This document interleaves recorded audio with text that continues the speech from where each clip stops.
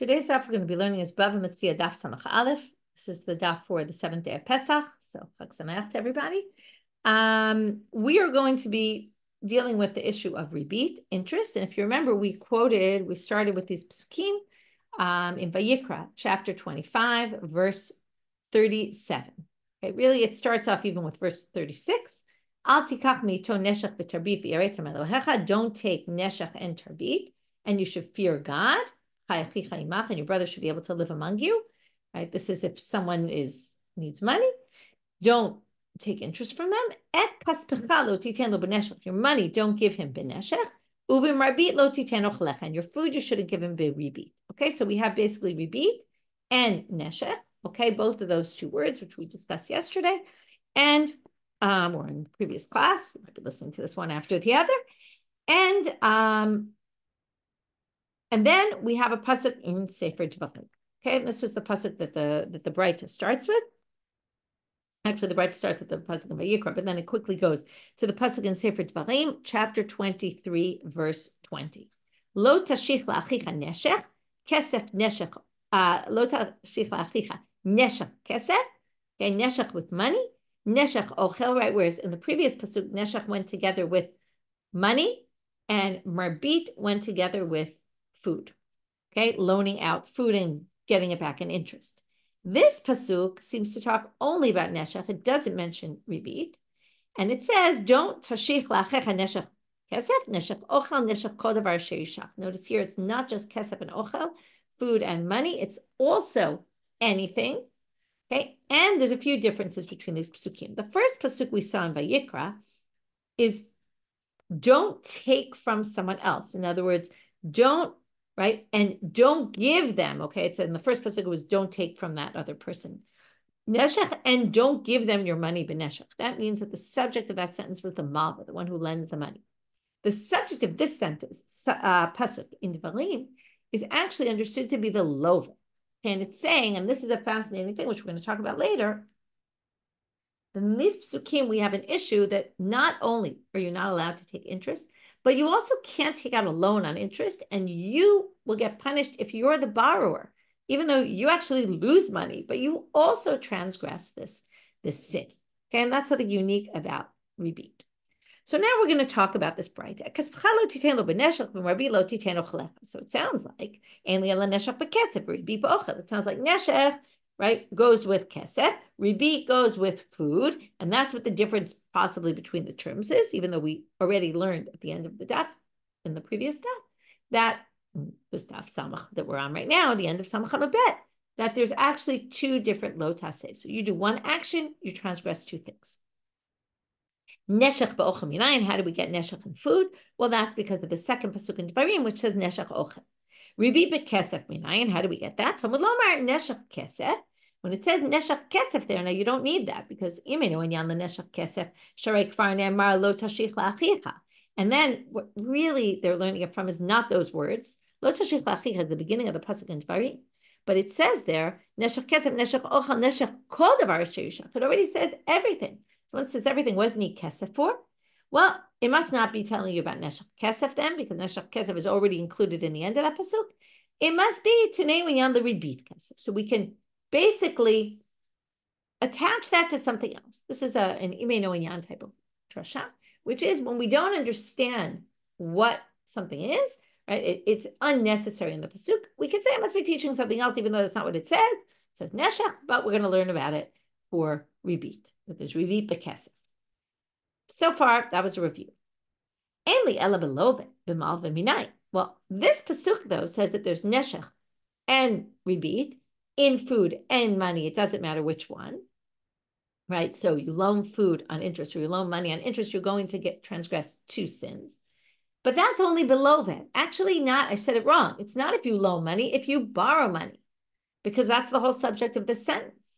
Bimal v'minayin, how do we know that we can attach it also? What we've just learned here, we can apply as well to the pasuk that was talking about the lender, which made it very clear that neshech goes with food, and I'm sorry, neshech goes with money, and ribit goes with food. So how do we know b'mal that each time you do it, you're going to transgress both things? We're now going to do what we call Gzera Shava. This word appears here, this word appears there. We're going to learn from one to the other. It says neshach by the lova and it says neshach by the malva. Well, by the lova, we just said everything is about everything. Just like that, we're going to say the neshach and the malva.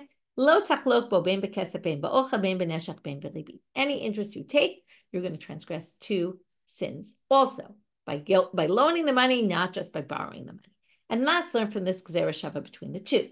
One last Rashav, this Breita, before we move on. How do you know that there's neshach in anything? That you're going to have interest problems? Talmud Lomar, neshach kol davar asher isha. Because it says in that pasuk, anything. And again, we can apply that to the pasuk about the malveh as well, to the borrower. I'm sorry, to the lender as well. Ravina Amar. But Ravina says, wait a minute. He has a bit of an issue with the Breita, and then we're going to say, well, how does he work in with the Breita? He's an Amora. He can't just disagree with the Breita. You don't need a pasuk to teach you that neshach applies also by food and ribit applies also by money. Meaning, you don't need this Gzera Shava where we just learned it from one to the other. Okay, you would have figured it out anyway in the Malveh pasuk, even though neshach goes with money, ribit goes with food. You still could have understood they're each for the other. How? Katav ek kaspecha. In other words, again, we're focusing now exclusively on the pasuk in Vayikra, which is talking about the Malveh, the one who lends the money. Even from that pasuk, where there was a clear split, neshach went with money, ribit, marbit went with food. Still, why is that? Well, he's going to basically learn from the structure of that pasuk. Katav et kaspecha lo titen lo b'neshach b'ochlecha b'marbit. If the pasuk was A, B, A, B, money, don't give him b'neshach.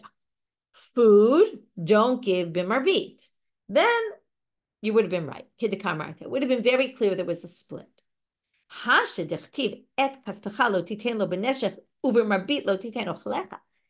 it's an ABBA structure, starts with kesef, don't give it b'neshech, and marbit, don't give with food.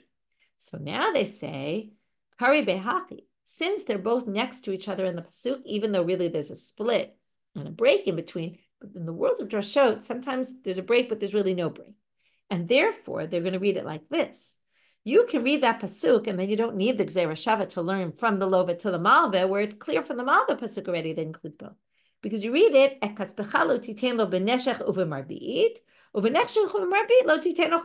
both middle words go with the first part of the pasuk and also with the second part of the pasuk. So now they go back to Ravina and they say, okay, you're saying there's no point for the Gzera Shava. But Hatana Ne'amar Ne'amal Kama, but the Tana had a Gzera Shava. Why did he have the Gzera Shava if you don't need it? Hachi Kama. This is what the Breita meant to say. Ilu lo Ne'amar Kra Hayiti Omer Gzera Shava. If there was no pasuk, I would have said Gzera Shava. Achshav Shne'amar Kra Gzera Shava lo tzarich. But now that I figured out how to read the pasuk, I don't need a Gzera Shava. In other words, the Gzera, which is a little bit weird, and the Gemara is going to question this, but right now they're saying this, the Gzera Shava is only needed in the event that the pasuk wouldn't work. But now that you have a way to darsh on the pasuk, you don't really need the Gzera Shava.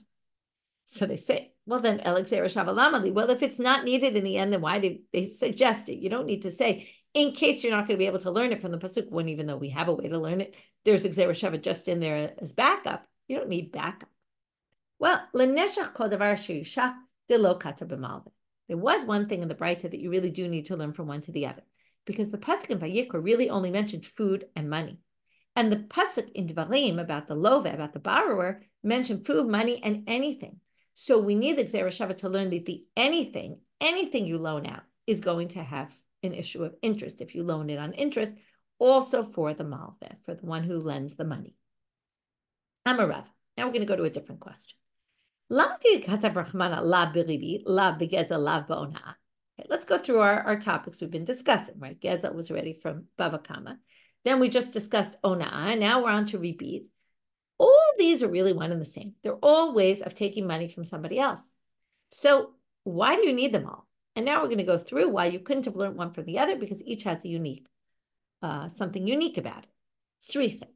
You would have said, well, you can't learn from ribit, from interest to anything else, mishum dechidushu, because it's a unique halacha. What's unique about it? This is what we said before. That even to the one who borrows, right? If I steal from you, you didn't do anything wrong. If I do ona'ah, overcharge you, you didn't do anything wrong. But if I lend you money be ribit on interest, you did something wrong as well, and you get it. You did a lo taseh just like I did. You transgressed a negative prohibition. What's unique about theft?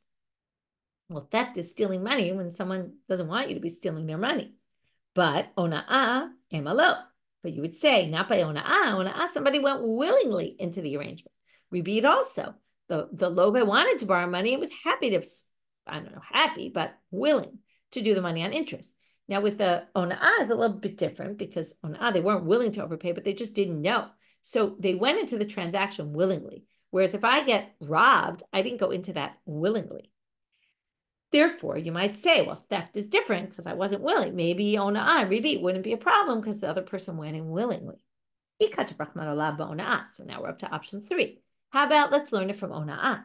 Well, mishum delo yada demachil. In ona'ah, it's the only case where you're actually being frauded. You don't know what's going on here. You don't know that you're overcharging, that I'm overcharging you if I overcharge. So in ona'ah, let's go with the other cases. In theft, theoretically, after you steal from me, I realize that you stole from me, and I say, you know what, I'm never going to get this back, and I give up on getting it back, and then there's Yeush, and then perhaps maybe it's not so bad that maybe you don't have to return it. Again, you do, but you might have thought. In ribit, you agreed to pay me interest, so seems like you don't care to pay extra more than you need to. In ona'ah, you had no idea. So there's no such concept as, we're going to talk about this later also, about mechila. Mechila is, you're pardoning it. You're saying, I don't care. And then it could be legit, fair and square mind because you say, I don't care anymore. Okay, so therefore, each one has its own unique law. Let's just go through. Ribit has the chiddush, that's also for the love. Gezela is it's against the will of the other side. And ona'ah is that the person doesn't know. Okay, and therefore they can't pardon you because, right, they can't let it go because they don't even know about it. Okay, so we can't learn one from the other, but maybe maybe you could take 2 of the cases together and learn to the third. So we're going to try all the permutations until we get to the last one, which actually is going to work. Hey tarte, which 2? Well, let's try option 1. Don't teach the one about ribit, but teach mehana. And then we could have learned it from ona'ah together with gezel, with theft. Malahanach sheken shalomidat. But what's the issue? Well, those you don't know about, right? You don't realize. So again, ribit, the person goes in willingly, knowingly, and wants to pay the interest because they want the loan. But the one who gets robbed doesn't know about it. And the one who, right, certainly doesn't want it to happen. And the one who does ona'ah has no idea that you're, right? So they don't go in willingly. So you can't say that those 2 are without people knowing. Tomar ribit to midata, but ribit is with their knowledge. So you can't learn ribit. You might say, maybe if those 2 are forbidden, doesn't mean ribit is. The lova was willing. Lo lichtorachman alav ona'ah. Option number 2. Let's not write ona'ah. And let's learn titi mehana. Learn it from theft and ribit. How would that work? Well, what's the problem? Okay, it wouldn't work because malahanach shekain ern derech mekach umem karbekach. Those are not regular ways of a business deal, of buying and purchasing. Okay. Now, ona'ah was done in the context of a regular business deal. Now, theft is clearly not a regular business deal. That's not how you do business deals, by stealing from people. And lending on interest, it's a bit of a debate. It is usually the way you lend, but I guess they're saying it's not like a business deal of transferring money from one to the other, like taking money from someone. It's not a sale type of transaction. It's a bit of a weak argument. I'm struggling a little bit with why you wouldn't say, but that's how people generally lend money, which is similar to ona'ah, but they view it as different. Ella, lo lichta rachman alav begezel, but this one's going to work. We just don't need to write theft. And from ribit and ona'ah, you would learn theft. How? Well, demai parich, what could you question? How could you try to knock it out? You could say, mala ribit, and each time, what do we say? The 2 of them together have something that's different than the third, right? The third is unique in a more lenient way, and therefore from the two, you couldn't have learned to the third one, because just because they're forbidden doesn't mean the third one would have been forbidden. Well, in this case, the two together don't really have anything unique. So now we're going to do individually. Now, once you do individually, say it's not this because the other one doesn't have that, and therefore they cancel each other out. We've seen this many times. You want to say ribit chidush because it's also to the lova. Well, ona'ah will prove that that's not what makes this forbidden, because ona'ah is forbidden and it's only one side. Only one side gets the transgression. You might say ona'ah, well, person didn't know, and therefore, right, the one who is frauded doesn't know, and therefore didn't absolve the other person of their responsibility and say, I don't really care. Well, ribit tochiach, but ribit, they did know, and still forbidden. So chazar adin, so therefore those two knock each other out. Lo ri'izeh ki ri'izeh, lo ri'izeh ki ri'izeh. In other words, this one doesn't have the same thing as that one, and therefore again they're all knocked out. Hatzada shavesh b'hem, what's the least common denominator? Shekin goes low. What's the least common denominator? There's theft here. They're taking something that's not legitimately theirs. Afani avi gezel. So therefore, a regular theft case, of course, should be able to be learned from both those cases. Amre hachinami. So they say, you know what? In fact, it's true. You could learn theft from there, and therefore the big question is going to be, well, then why does it say theft in the Torah? What are we gaining from that? Elalav begezel lamali. So what do we need the lo taseh for gezel for? And now the Gemara is going to say, when the pasuk in the Torah says not to steal, I'll read you the whole pasuk, and then you'll understand right away where they're going. So the pasuk is, just find it for a second. I thought I had it, but no, why is it here? One second.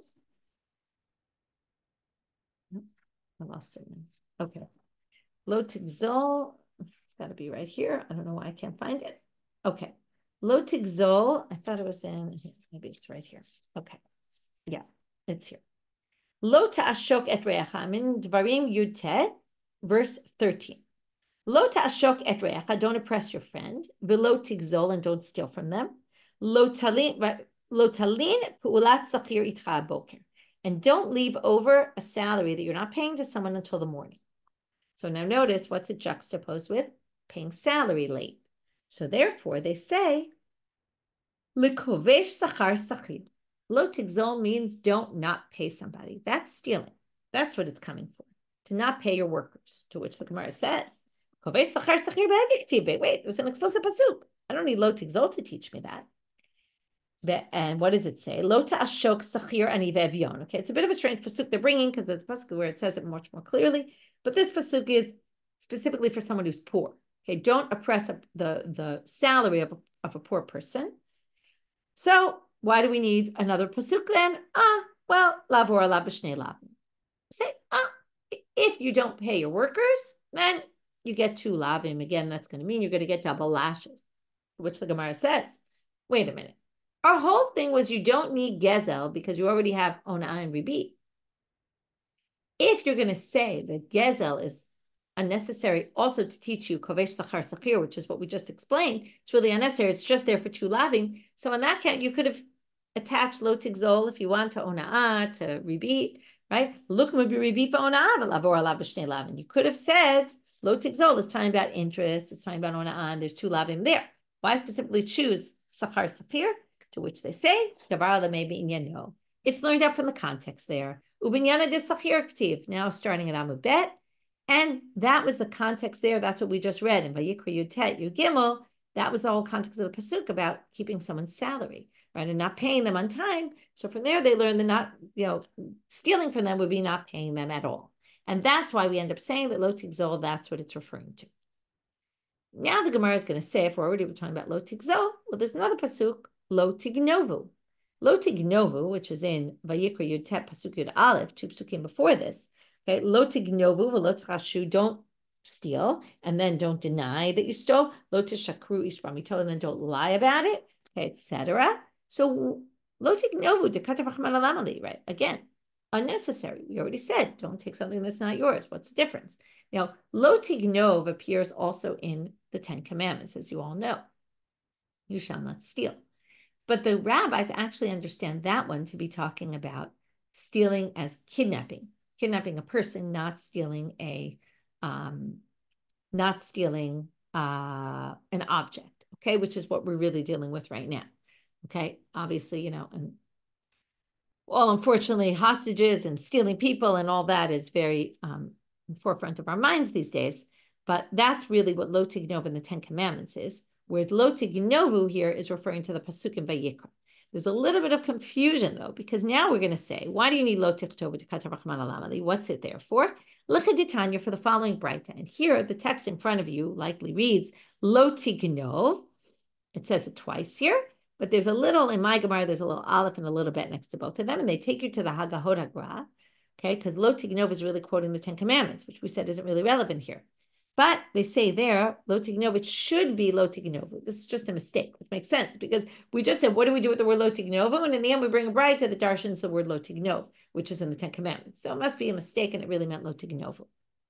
So now, let's just read it as Lo Tignov, like the Gra does. So what do we need lo tignovu for? Well, as you see in this bright, lo tignovu, amanat lemekat, just to annoy someone, meaning don't steal from someone and give it back to them, but you stole from them originally just to get them annoyed, right? So you play a practical joke on someone, or just, right, just to see how much they'll get annoyed, and then you'll give it back to them. That might not be taking someone else's property for the long term, but it is considered stealing as well. So again, from ona'ah and ribit, you could have just learned stealing, but you wouldn't have known if I return it, maybe it's not so bad. Lo tignovu almanat l'shalem tashlum kefa. This is a weird one. Let's say I want to give you money and you don't want to take it as a gift. So what do? I steal your object, and then I have to pay kefil when they catch me. So now I actually give you a gift without actually, right, doing it in a nice way. I do it in a not nice way. That's not allowed. That's still forbidden by Torah law, even though I have good intentions, you could say. Right? We just don't allow stealing in any way, shape, or form. Well, another question. If we already said that taking something that's not yours is already included, and you can learn it all from ribit and ona'ah together, why do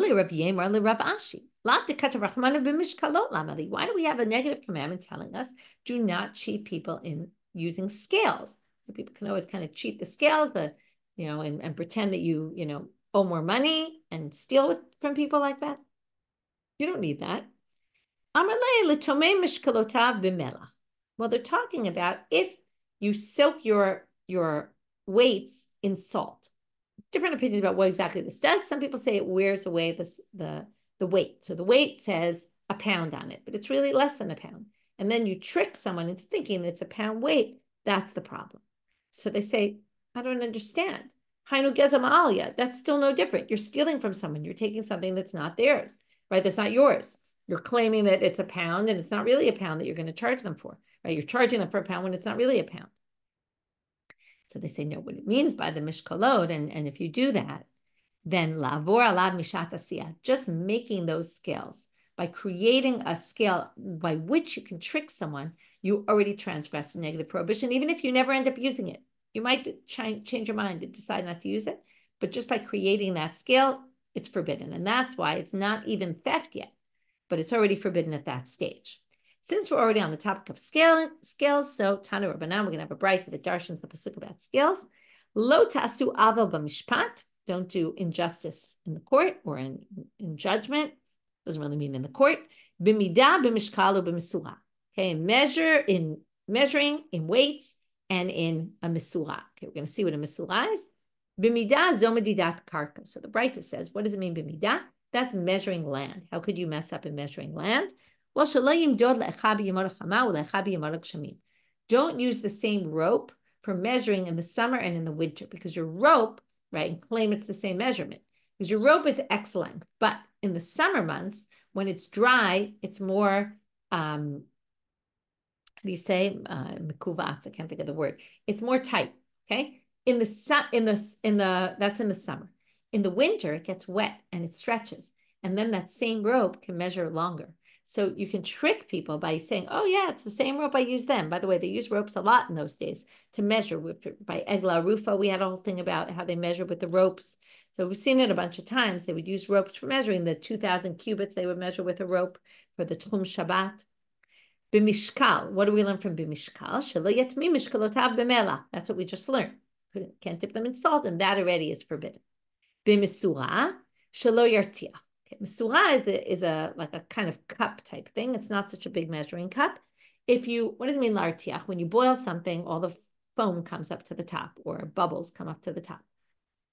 So they don't really mean to boil, but what they mean is if you pour quickly when you're measuring, let's say you have a fizzy drink, the fizz will rise up to the top, and it'll look like you filled the cup, but you didn't really. If you wait a few minutes, it all goes down, like soda. So what they're saying in a misura is you can't weigh with the foam. That doesn't count. You have to wait till it settles and use that to measure your volume measurement. To which they say v'alo dvarim kavachomer. Now, in a misura is a small implement. So how much foam is there? Not so much.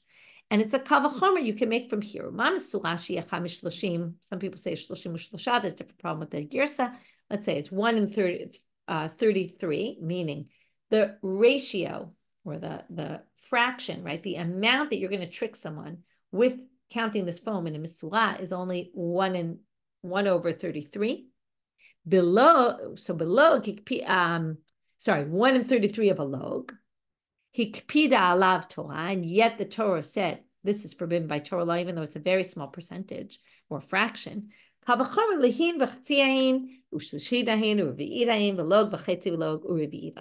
when you're talking about bigger measurements, all the more so is it going to be a problem.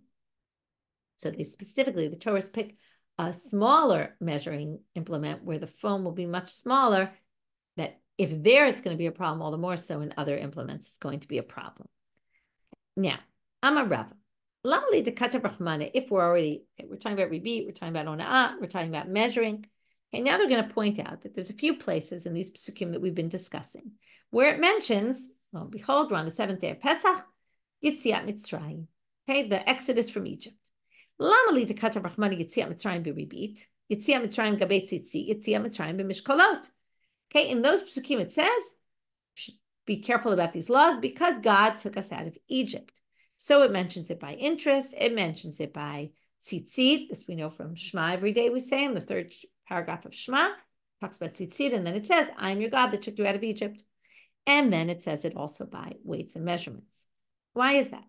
This is actually very similar to the V'yareitam Elohecha. V'yareitam Elohecha is saying, why does it say you should fear God, which also appears, by the way, in some of these psukim, because they say it's davar masur lalev. You could trick someone and no one would know. Only God knows. Similar thing here, although they're going to add something else here, and they're going to connect it to Egypt. Amar Kadosh Baruch Hu, God said, I was the one in Egypt who knew how to distinguish between the firstborn of the Jews and the firstborn of the Egyptians, which is something that not everybody knew how to do. I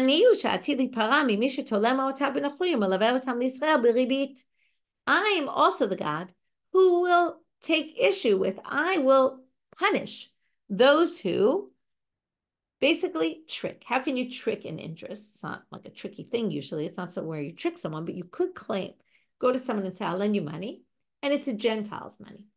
And I'll lend you, I'm acting as his agent. I'm lending you a Gentile's money, and therefore I can take interest. But really, it's your own money, and only God will know that. Because again, nobody knows that you tricked them and that you eroded away your weight with salt. Okay, this one's more complicated. Tzitzit is not usually a business deal that you're tricking someone, but tzitzit, you're supposed to have tchelet. Now, if you sell tzitzit, and instead of making them with tchelet, you make it with kala ilam, which is a dye that looks just like tchelet, but it's not tchelet, and tzitzit have to be with tchelet. So basically, you can claim that it's tchelet when it's not really, and you could trick someone. So these are all things that only God knows about, and God will punish you for them. Ravina ikla l'sura de Prat. We're going to have a story. Ravina goes to this place called Sura that was on the Nahar Prat. Amar le Rav Chanina misura de Prat le Ravina. So Rav Chanina, who lives there, sees Ravina come to town. He asks him the following question. Yitziat Mitzrayim, and now you'll see why it's here. Yitziat Mitzrayim, dekatar Rachmana gabei shratzim lamali. In the laws of kashrut, what you can eat and what you can't eat, in Sefer Vayikra, in the Parshat Shmini, it talks about the non-kosher animals. And at the end there, it also says, I'm your God who took you out of Egypt. Okay, we're in chapter 11, verse 45. I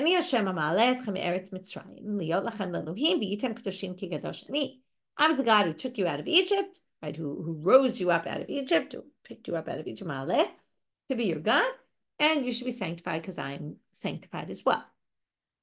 Now, or because I'm sanctified, you should be as well, or holy. So now they say, why does it? He asks Ravina, why does it say Yetziat Mitzrayim there?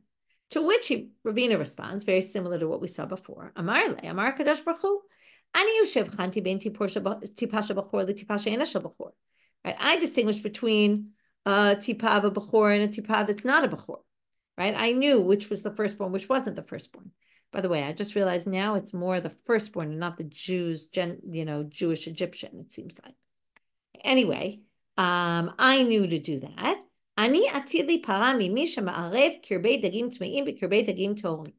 Fish is an interesting example. You go to buy fish in a market, you see whether it has fins or scales, so you can know. But if someone's selling the inner part of the fish, you can't tell if it has fins or scales. So you can sell it and claim it comes from a kosher fish when it really doesn't. That would be tricking someone. Amrle. So Rav Chanina says, no, you didn't understand my question. What I was bothered by is that in all the other psukim it says, I am the God that took you out, hotzeti, Meretz Mitzrayim. But this pasuk says, I am the God that's ma'aleh, I raised you up from Egypt. I picked you up. Why does it say that? Right? Why? He says, why did the Torah use a different word here than all the other places? Well, Ravina had an answer for that as well.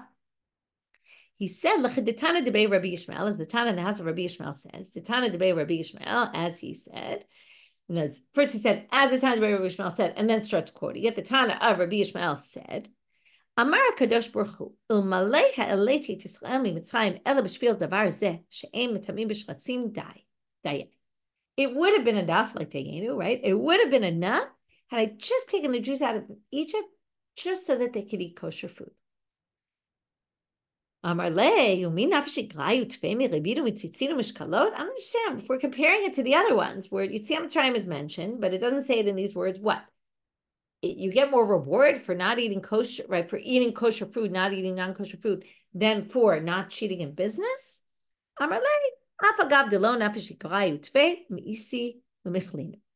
Even though you don't get any more reward for it, but it's just gross to be eating that stuff. And because it's disgusting to be eating that stuff, God is saying, I am ma'aleh. I rose you up. I brought you to a place where you're in a higher place because you now eat kosher food. You have to think about this. Why not eating? First of all, they specifically talk about the shkatzim and the remasim, like the creepy crawlers. But really, it's at the end of the whole section of kashrut in general. And the question is, right, it does come up more juxtaposed to the creepy crawlers, why that puts us in a different place than other people in the world. People who do eat it, why that's so important, as opposed to, cheating in business, which you would think would be equally as important, if not more important. Anyway, it's some food for thought, something for you to think about. Okay, now we're back to Ezu the Mishnah. Ezu tarbit, hamarbeh beperot, ketzad lakachem enuchitim b'dinar zahav. We have that complicated case, which we're not going to deal with yet. To which the Gemara says, right, we're really going to talk about is that switch in the Mishnah and what we already discussed about this, which is that it starts off with the Torah law and then it moves to rabbinic. And we're going to see that again here. I don't understand. That was neshech, which we call ribit, interest, right? All those cases the Mishnah brought, like if you loan someone grains or money for, a certain price and get back more, that's interest. So now they say, what is interest? And then it gives this other kind of out there case. So everything until now we've been talking about is not ribit. Until now was Torah law. From here on in, it's rabbinical. That's the difference between the neshech and the tarbit mentioned in the Mishnah. Rava said the same thing. That was Torah. This is rabbinic. Adkan, and another thing. Until there, that point in the Mishnah, Yachin Rasha v'Yobash Tzaddik. Okay, this is a pasuk from Eov. The Rasha prepares, and the Tzaddik gets to enjoy, like wear it. So the Rasha can do something wrong, but the Tzaddik can enjoy it. What is this referring to? This means that if you do something wrong, and we'll see what it is exactly, but a Rasha can do something bad, and his children who could be tzaddikim can benefit from them. That means if I take interest, money on interest, I have to return it. But if I die and leave it to my children, they don't have to return it. So until this point, meaning the Torah law, you don't have to return it. Your kids don't need to return the money. Ad kan v'tulo, wait, that doesn't make any sense. But rabbinic law, the rabbinic ribit, they do have to return. It should be the opposite. Because even when it's Torah law, even until this point, even the Torah ribit, interest, right? Interest by Torah law, the children actually don't need to return it. Adkan, another difference. Adkan ribit tzutzah mikam ve'elek avak ribit. Until now, these are terms we're going to have to learn. Ribit tzutzah means this is Torah law interest, and avak ribit, which is like the dust of the ribit. It means, right, you have a main object, and then dust comes off. So that's, or powder, like a powdery thing, that's already rabbinic. That's not the main thing. That's rabbinic law. What is ribit tzutzah? So again, it's Torah law. It means it has to be a loan, and tzutzah means it was set up from the beginning. It's only interest by Torah law if we agreed that I was going to loan you money on interest from the beginning. If I said I'm going to loan you this and you're going to give me back exactly the same amount, and then somehow later it becomes interest, kind of like the case in the Mishnah, that's not ribit by Torah law because we had no intent to do interest in the beginning. Maybe something changed after time and it became ribit, but at the time, no. Amar Rabbi Elazar. Now we're going to talk about a difference between ribit tzutzah and avak ribit. Ribit tzutzah yotza b'dayanim. If I take ribit by Torah law from you, the judges will insist that I give it back. But avak ribit eina yotza b'dayanim. But if I did ribit by rabbinic law, I don't have to return it. The judges can't force me to return it. Rabbi Yochanan disagrees with Rabbi Elazar, and he says, Rabbi Yochanan amar filu ribit tzutzah nami eina yotza b'dayanim. Even ribit tzutzah doesn't get given back. Meaning judges can never take ribit money back from me. So the first thing we're going to do, which is where we'll finish today, is try to understand Rabbi Yochanan. Where does he come from? How do we know? So Amar Rabbi Yitzchak, my time with Rabbi Yochanan, we're going to have three different answers. Rabbi Yitzchak starts off. If this is a pasuk from Yechezkel, if you take, right, if you give a loan and take money with interest, you will not live. You did these terrible things, and then it says, "Mot yumat, you should die." Okay, and his blood will be in him. Again, that just has to do with death. So you're deserving of the death penalty. That sounds pretty severe, but anyway, what do they take this to mean? You're supposed to die from this, but you don't actually have to return the money. Okay, this makes it sound like it's lighter that you have to return the money, but we're going to see it's much more severe than that. It's more like in the death penalty realm rather than the money realm. Rab Ada, and then also what it means is you actually can't fix it. Okay, we're going to see this later also. It's lo nitan le'shavon. That's actually a good thing to allow you to return it because then you can make up for what you did. It atones for you. Here you can't even return it. Rav Ada bar Ava amar al tikach mito neshach v'tarbit v'yarei tamei Elohecha. Now they're going to learn from the words, and it says there, and you should fear your God. Limorani tam v'lo le'shavon. It's given for fear, but not for returning. Okay, it's a little bit weird because those are not exactly comparable, parallel things, but what they're saying is you should fear your God and you shouldn't do it. And if you did this, kind of went against that, we don't allow you to return it. Rabba amar migufi dekrash miale. Third answer from the pasuk in Yechezkel, you can learn it because it says mot yumat damav bo yihiyeh hu kshum alavei ribit l'shofchei damim. This means the blood will be upon you. What does it mean the blood will be upon you? It's as if you killed somebody. Now, when you kill someone, you can't bring them back. So likewise, this really says it the strongest. Also, if you lend on interest, you cannot return it. Okay, there's no way to fix what you did. Okay, and that's why the Dayanim can't actually demand it back according to Rabbi Yochanan. We're going to have to see when we get to the next step, what is the reason for Rabbi Elazar? That's how the Gemara starts off here. My time under Rabbi Elazar, we'll see his answer next step. So we're going to stop here. We're going to do a quick review. We started with this pasuk, the two pasukim, and how together we get a full picture of ribit for the lova, ribit for the malveh, and that it includes neshach and ribit on both things. So anytime you do any sort of act connected with interest, whether you borrow or loan, you basically end up with two negative commandments that you transgress, which would mean you would get double sets of, two sets of lashes. Then we asked this big question, why can't we just learn theft, ribit, and ona'ah, one from the other? We basically showed we couldn't, but in the end we said you could actually learn theft, and then we had to explain why theft was different, what the theft pasuk was actually coming for if you really could have learned it from ribit and ona'ah. There we got into also details of how these are each different from each other. Then we said, what's lo tiginovu pasuk about? And I was teaching you some other things. What's the mishkalot pasuk about? Also, right? Each of these is teaching you something unique that you wouldn't have known, that maybe you're not actually stealing, but it's still going to be forbidden. Then we had, how do we darshan the pasuk about the midah, mishkal, u'mesurah? What are all those things coming to teach you? Then we went to why is Egypt mentioned in a bunch of these psukim in the ribit, in the tzitzit, and in the mishkalot, the weights. Okay, and then we said, because God can see things that you can actually trick people and not realize that they're, getting cheated here. And therefore God is saying, I'm the God who took you out of Egypt. I know everything. I can distinguish between the bechor, who's a firstborn, who's not a firstborn. I can also tell what you're doing. And then we said the same thing by the mishkolot. But then he said, no, by the mishkolot, it says ma'alet. By the non-kosher food. By the non-kosher food, it was teaching you something else. By not eating shkatzim or ramasim, you're actually raising yourself up. God sees that as an unbelievable important thing, and that sets it aside from the others in a bit of a different way. Then we went back to the Mishnah and just said that there's a split in the Mishnah between Torah law and rabbinic law, also between what's called ribit tzutza versus abak ribit, which is basically Torah law and rabbinic law. And then we had this other point about how the children don't need to return the money. But the father does need to return the money, although then we saw that there was a machlokah between Rabbi Elazar and Rabbi Yochanan. Does the father, the person themselves, right? The could be a woman, whoever took the interest needs to return it. The court can insist you return it, or maybe not. Okay, and that's what Rabbi Yochanan said no. And again, Rabbi Elazar said even on only on a Torah level, not on rabbinic. And Rabbi Yochanan said not even on Torah law, and that seems to be because we don't give you the opportunity to repent. We don't even allow you to. This is something you cannot undo. It's so terrible.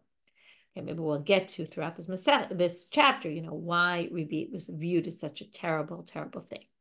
With that, we finish for today. Wishing everybody a Chag Sameach, and we'll meet up after the Chag for those keeping second day. So you'll be able to listen after Chag is over. It'll be up online, and you can get to it then.